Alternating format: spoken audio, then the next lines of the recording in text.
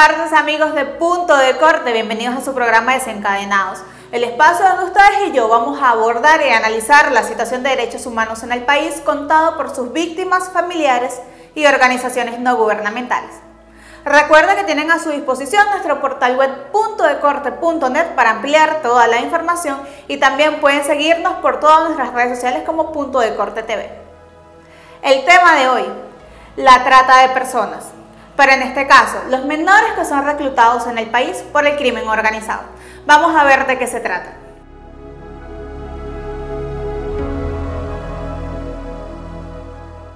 El pasado 30 de julio se celebró el Día Internacional contra la Trata de Personas, una fecha que no solo busca concienciar sobre lo que padecen las víctimas de este crimen, también hacer frente con medidas que permitan eliminar este flagelo. El Banco Interamericano de Desarrollo estima que esta es la tercera actividad más lucrativa del mundo. Sin embargo, ¿qué es lo que pasa en el caso venezolano? Vamos a conocerlo. La colaboración de datos contra la trata, que es el primer centro de datos global sobre la trata de personas, con datos aportados por organizaciones de todo el mundo, estima que en América Latina más de 2/3 de las víctimas sufren explotación sexual. De ellas, al menos un 80% son mujeres y casi 1/3 son niños. En el caso de Venezuela, la institución estima que alrededor del 0.5% de la población es víctima de trata de personas. De esa cifra, al menos un 85% son mujeres de entre 25 a 26 años, que son usadas para explotación sexual. Aunque la colaboración de datos contra la trata afirma que la mayoría de las víctimas son mayores de edad, una investigación de la periodista Mariana Duque para el diario Los Andes y Conecta sacó a la luz pública una triste y cruel realidad que enfrentan nuestros niños y jóvenes en los territorios fronterizos del Estado venezolano.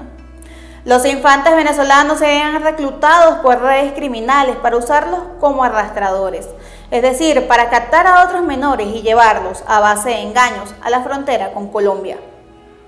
La comunicadora afirmó que estas organizaciones criminales actúan en complicidad con las autoridades militares y policiales de ambas naciones, quienes exigen dinero para dejarlos pasar por la ruta migrante, solos, sin documentación y a su suerte. Los arrastradores no son personas desconocidas por las comunidades, por el contrario, son niños de la misma comunidad que desaparecen por un tiempo y que luego regresan para captar a más víctimas. Por lo general se trata de poblaciones vulnerables, con bajos recursos económicos, familias que no cuentan con los recursos necesarios para garantizarles a sus hijos comida y educación. Una situación de la que se aprovechan las bandas delictivas para, a través de falsas ofertas de trabajo, llevarse a los menores a territorio fronterizo. Entre 2020 y el primer trimestre de 2022, se han producido al menos 74 desapariciones en 6 estados de la frontera, siendo el estado del Táchira con el norte de Santander la de mayor cantidad de casos, seguida de Falcón, Zulia, Apure, Bolívar y Amazonas.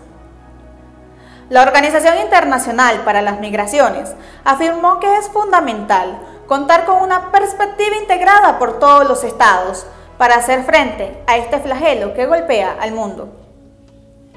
Por su parte, la Agencia de las Naciones Unidas para los Refugiados, ACNUR, señala que los esfuerzos para abordar la trata de personas exigen un enfoque de múltiples organismos, un amplio espectro de actividades que abarcan la justicia penal, el compromiso judicial, los derechos humanos y el desarrollo.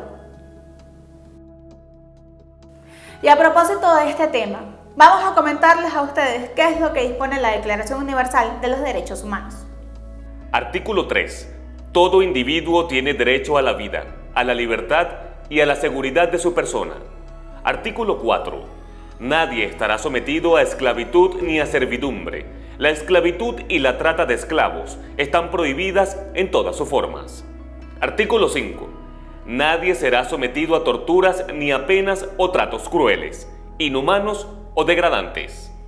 Y con esta información vamos a ir a una pausa, pero manténganse allí conectados con nosotros porque al volver vamos a analizar este tema de la trata de personas, sobre todo de los menores de edad en Venezuela, con la jefa de comunicaciones de Secodad, Vanessa Moreno. Ya volvemos.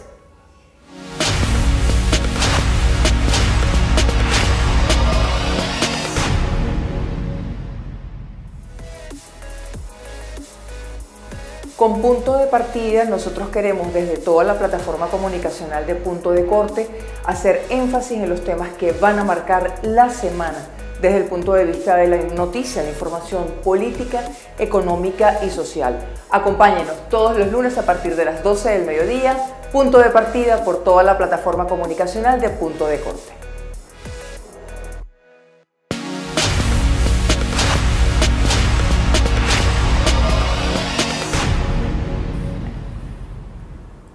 Y estamos de regreso con más de su programa Desencadenados, analizando la trata de personas, especialmente de los menores de edad que son víctimas de este crimen aquí en el país. Para analizar el tema tenemos con nosotros a Vanessa Moreno, ella es jefe de comunicación de Secodat. Bienvenida y gracias por estar con nosotros. Gracias a ustedes por tomar en cuenta el tema que para nosotros ha sido este año muy importante visibilizar.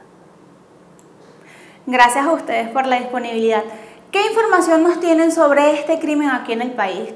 ¿Cuál es la situación de la trata de personas en Venezuela? Fíjate, la trata de personas en Venezuela ha existido durante muchísimos tiempos, solo que en los últimos años, más o menos 5 y quizás 10, desde el Estado se ha visto cómo se ha intentado trazar estrategias específicas para combatir la trata de personas. ¿Y cómo vemos eso? Por ejemplo, en 2019, en Fiscalía hace una dirección específica para tratar este delito. Y, en consecuencia, hemos visto cómo redes del Cuerpo de Investigaciones Científicas Penales y Criminalísticas ha estado divulgando procedimientos en los que tienen a personas relacionadas con este delito. Recientemente, el Secodat y la Agencia de Periodistas Amigos de la Niñez y Adolescencia nos adentramos en investigación para entender qué estaba ocurriendo con los niños, niñas y adolescentes y las bandas delictivas en la Cota 905, El Cementerio y La Vega. Cuando comenzamos a investigar, comenzamos a recoger los primeros testimonios, nos damos cuenta de que esa vinculación que ocurre allí de los niños con las bandas se puede entender y se puede calificar dentro del delito de la trata de personas. Y es así como nosotros publicamos en marzo la investigación que se titula Esclavizar para delinquir. ¿Por qué las reclutan, señora Moreno? ¿Por qué reclutan las bandas criminales a los menores de edad? Fíjate, nosotros en esta investigación pues determinamos que esa vinculación es a partir de lo que se conoce como reclutamiento forzoso. ¿Por qué ese término? Nosotros podemos pensar que el reclutamiento suena a saco a los niños de sus casas o saco a alguien de su casa y lo obligo a estar dentro de mi grupo de crimen organizado. Cuando revisamos toda la documentación nos damos cuenta que existen otras formas de reclutamiento que no tienen este componente como obligatorio, sino tienen un complemento de seductivo. Y estamos hablando de captación. Esto de seductivo es porque la participación de los niños, niñas y adolescentes se ve vinculada a la banda a partir de cosas como las fiestas que ocurren dentro de todos de estos sectores de Caracas o ocurrían, se ven a partir de vinculación directa con el grupo delictivo en la que los niños, niñas y adolescentes ven en esa figura de los delincuentes como una figura en la que pueden tener acceso económico, dinero, pueden tener también alimentación, pueden tener incluso reconocimiento, que para la etapa en la que ellos se encuentran, niños, niñas y adolescentes, más que nada adolescentes, en esa etapa el reconocimiento es muy importante para el desarrollo humano. Si este reconocimiento comienza a darse desde el mundo delictivo, pues es muy fácil quedar dentro de este crimen organizado. ¿Por qué los recluta? Bueno, primero es una forma de tener capacidad humana, tener muchos soldados dentro de la banda para proteger y ocupar cargos como, por ejemplo, la de vigilancia, que para el crimen organizado es muy importante tener cubierto como ese cargo para pues eh, poder reaccionar ante incursiones policiales, por ejemplo, pero también algo sumamente importante que se da en el crimen organizado. Estamos hablando de crimen organizado, no de bandas o pandillas, crimen organizado, que es el control social. Este cargo, otra vez entre comillas, dentro de las bandas, que es el de vigilante, no solamente es el de vigilar si viene la policía, sino también de ver que las normas establecidas por el grupo delictivo se estén cumpliendo. Esto tiene que ver, por ejemplo, si hay alguien que roba dentro de la comunidad o hurta dentro de la comunidad, el rol del vigilante es el que va y denuncia esta situación al grupo delictivo, y el grupo delictivo comienza a trabajar como una especie de juicios sumarios, es decir, de juicios de, bueno, si tú hurtaste, esta va a ser la pena, y la pena, por supuesto, es violenta. Todo esto ocurre, todo este esquema ocurre y puede ocurrir solo porque el Estado, sus instituciones, fiscalía, policías, defensorías están ausentes. Ante una ausencia, la sociedad busca suplir esa ausencia, y si esa sociedad tiene estos valores delictivos, pues por supuesto lo que vamos a ver es delincuentes ocupándose del rol que debe ocupar el Estado. Señora Moreno, antes de hablar del rol del Estado en esta materia, quiero preguntarle, ¿los antisociales o estas bandas organizadas no captan a los menores directamente, correcto? Ellos usan lo que se le denomina arrastradores, que son otros menores de edad que pertenecen a estas bandas, para que ellos mismos capten a los menores, a los jóvenes nuevos que quieran ingresar o que van a ingresar a estas bandas criminales, ¿correcto? Disculpa, es que no escucho como con feedback, con ruido, y no te escucho bien. Ok, le comentaba que antes de mencionar el papel que juega el Estado en esta materia, quería preguntarle, los antisociales, estas organizaciones criminales no usan a los antisociales directamente para captar a los jóvenes, ¿no? Sino que usan algo denominado arrastradores, que también son menores de edad, que son los encargados de reclutar a estas personas por órdenes de ya los que tienen un mayor rango dentro de la organización delictiva. Ok, ya ahora se entiendo. Fíjate, nosotros en la investigación logramos determinar como diferentes cargos, diferentes escalafones de vinculación, de vinculación de niños, niñas, adolescentes con este grupo delictivo. Estamos hablando de que hay un primer nivel de vinculación que no necesariamente tiene un nivel delictivo en esta etapa, que es el del mandadero. Este mandadero estamos hablando de que pueden estar vinculados niños incluso de 10 años. Pero esta figura del mandadero, ese componente de que cometan un delito, en este momento no siempre se va a dar. Y de hecho la mayoría no se da, porque el mandadero lo que hace es mandados. Siempre en las barriadas caraqueñas, pues son los niños los que, bueno, búscame el agua, recógeme esta harina pan de tal sitio, pues ese grado de vinculación comienza a ocurrir desde temprana edad. Esto puede ser una puerta de entrada para que comience a crecer ese niño como con esa aspiración de pertenecer a la banda. Luego tienes otro nivel que es el del garitero o vigilante, que ya lo abordé anteriormente, que tiene el control, tiene una función de contraloría, de revisar de que todo el mundo se porte según la banda lo determina. Tiene el control de vigilar si viene la policía, y ahí se comienza como a confabular también como esa sensación de protección, de si yo estoy dentro de la banda, a mí me va a proteger la banda. Luego tienes como otro nivel que es el traficante. Bueno, como su palabra lo dice, esto ya estamos hablando de muchachos mayores de 18 años. ¿Y por qué? Porque para el crimen organizado es valioso que esta persona sea una persona disciplinada, responsable, es decir, que cumpla como con las órdenes que se le dictan.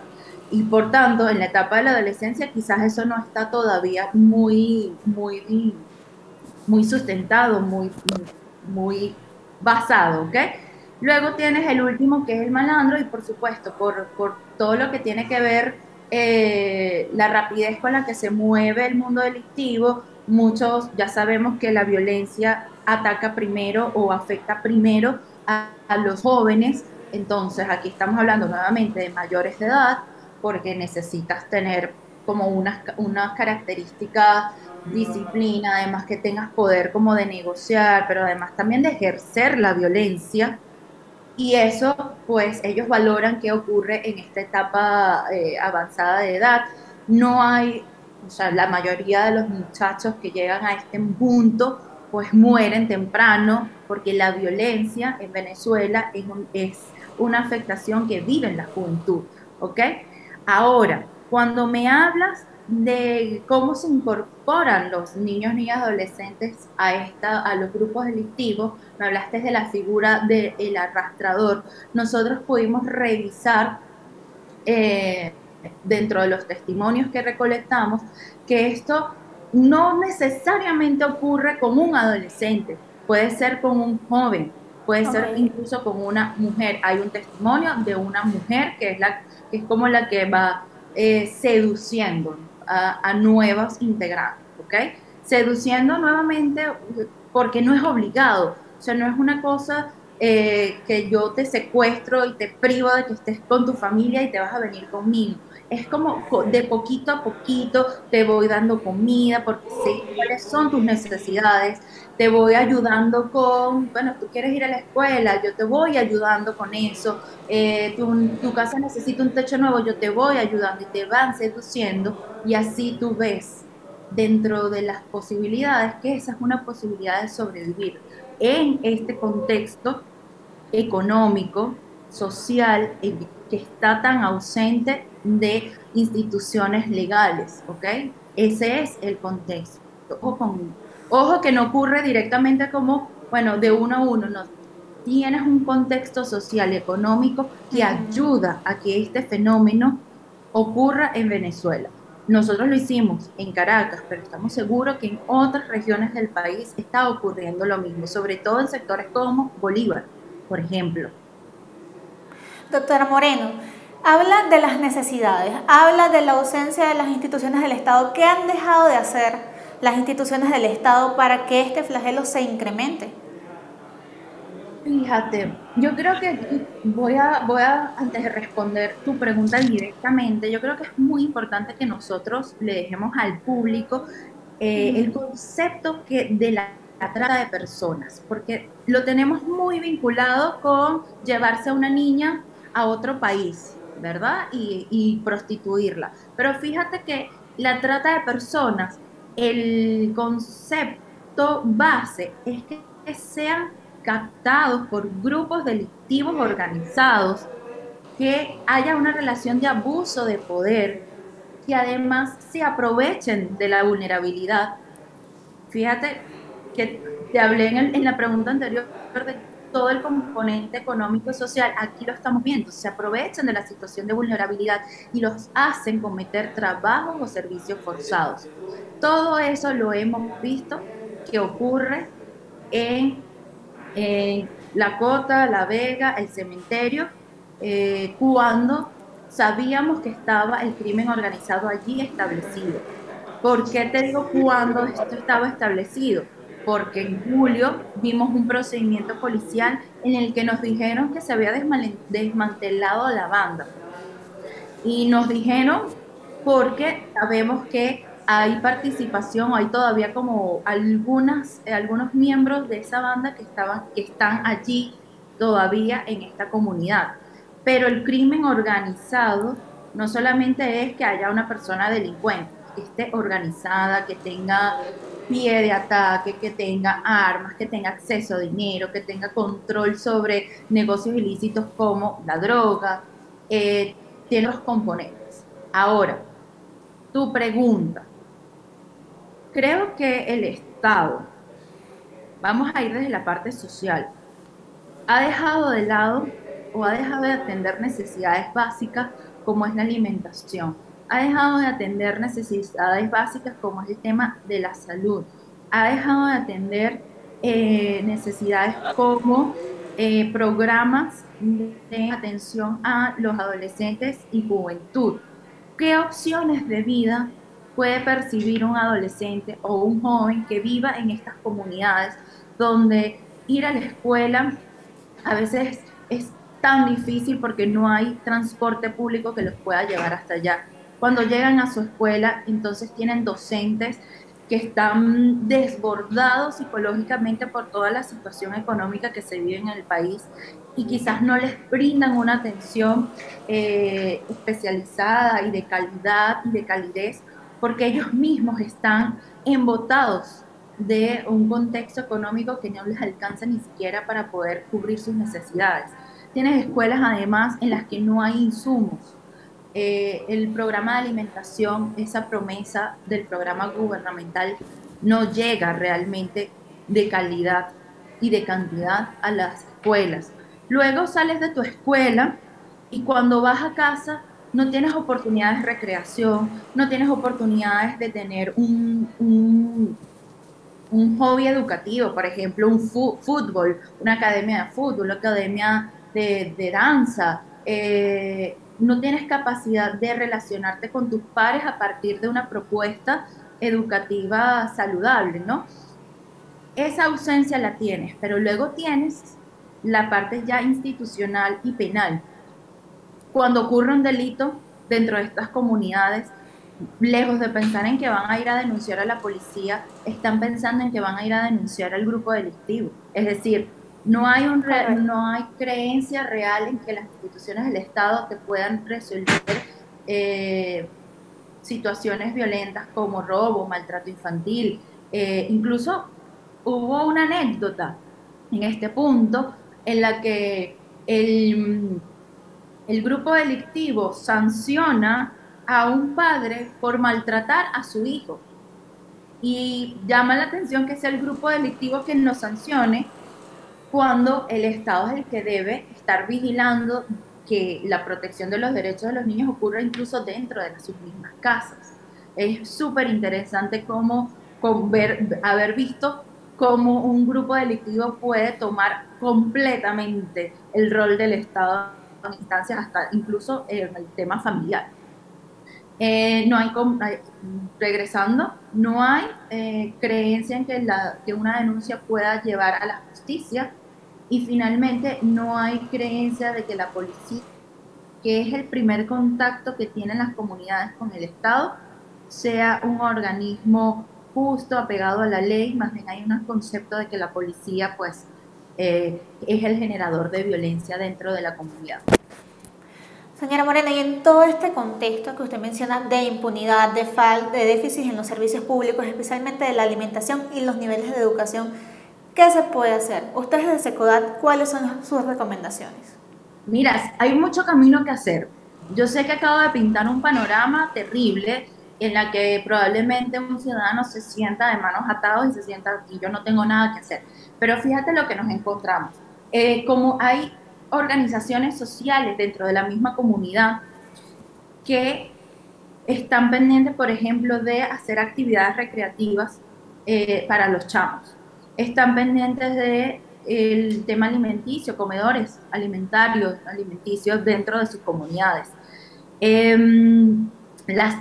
Los docentes, ellos están sobrepasados en su capacidad, pero aún así están yendo a la escuela. Eso es un potencial que el Estado puede rescatar. Y por supuesto, no puedes dejar a la sociedad sola. Aquí no estamos hablando de que la sociedad construya redes dentro de ellos mismos y dejen su salario y no coman para que la comunidad pueda tener todas estas opciones para los jóvenes y los adolescentes. No, estamos hablando de que sea un capital que el Estado pueda aprovechar, que las defensorías puedan tomar mano y puedan financiar, puedan apoyar con personas capacitadas. Hay un trabajo que se puede hacer y en Secodat nosotros hemos podido hacer este trabajo junto con los profesores. Hay una escuela en la Cota 905 en la que la directiva está interesada en formar a los docentes. Y los formas no solo en habilidades pedagógicas, sino también habilidades emocionales, porque esa directiva entiende y como se alinea a los conceptos de SECODAM, de que un docente protegido hace que 30 niños también estén protegidos, porque el docente es la figura de autoridad, luego de tener la figura papá, mamá, la siguiente figura de autoridad que tiene un niño. Si el docente está protegido, el niño va a estar protegido. Entonces, volver a apostar a que las escuelas son un lugar de protección, fortalecer las escuelas, fortalecer al docente, fortalecer la estructura de la escuela. Eso es un trabajo que se puede hacer comunitariamente, pero principalmente llamado, porque el Estado tiene que garantizar que todo esto sea posible. Señora Moreno, ¿y cuál es su mensaje no solo para el Estado, también para las familias y para los mismos adolescentes para evitar y prevenir este tipo de crimen? Yo creo que para las familias es buscar, revisar las opciones que hay en la sociedad civil, desde fundaciones u organizaciones como Ciudad, también dentro de su propia comunidad, buscar apoyo en estas agrupaciones, porque ciertamente la familia está muy sola. Se le pide mucho a la familia, pero poco se hace por ella. Pero hay organizaciones que están trabajando para que este apoyo pueda ser recibido. Hay organizaciones que trabajan no solamente en el tema recreativo, emocional, también en la crianza sin violencia, en apoyarlos para que puedan encontrar otras alternativas de educación. Las redes de apoyo dentro de las comunidades también son muy valiosas. Cuando hay conflictos económicos, dificultades económicas, pues tener una red vecinal que sepa quién es el vecino más necesitado, eso también ayuda muchísimo. Y a partir de que los adultos comiencen a generar estas opciones de respuesta ante una adversidad que nos ha tocado vivir, los niños, niñas y adolescentes van a ver. Y mira que los niños, niñas y adolescentes aprenden con el ejemplo. Si el ejemplo que están viendo en su comunidad es de organización y de preocupación por sus propios espacios, pues probablemente ese niño, niña, adolescente vaya a crecer con esa concepción y se vaya a ver involucrado. Creo que también para las familias es muy importante estar atento a lo que dicen los niños. Esto que se promulga o que concibe la Convención de los Derechos del Niño, suena una cosa muy distante, lo podemos nosotros hacer nuestro, y es en casa escuchar qué tienen que decir, cómo se sienten con su contexto económico, con su contexto social, cómo se sienten relacionados con el tema de la violencia en su comunidad, y a partir de ahí construir respuestas. Pero no podemos construir respuestas si no los escuchamos, si no los tomamos en cuenta, si no les damos la oportunidad de hacer una participación activa y ciudadana. Muchas gracias, señora Moreno. Estábamos conversando con Vanessa Moreno, ella es jefe de comunicaciones de SECODAM, analizando este tema de la trata de personas, sobre todo de los menores que son captados por las bandas delictivas en el país. Muchas gracias por estar con nosotros. Gracias, nos vemos luego en otro contacto. Claro que sí, muchas gracias a usted y muchas gracias a ustedes también por conectarse con nosotros en esta nueva emisión de Desencadenados, el programa donde ustedes y yo analizamos la situación de derechos humanos en Venezuela, contado por sus víctimas, familiares y organizaciones no gubernamentales. Soy Mayber Pinto y será hasta una próxima oportunidad.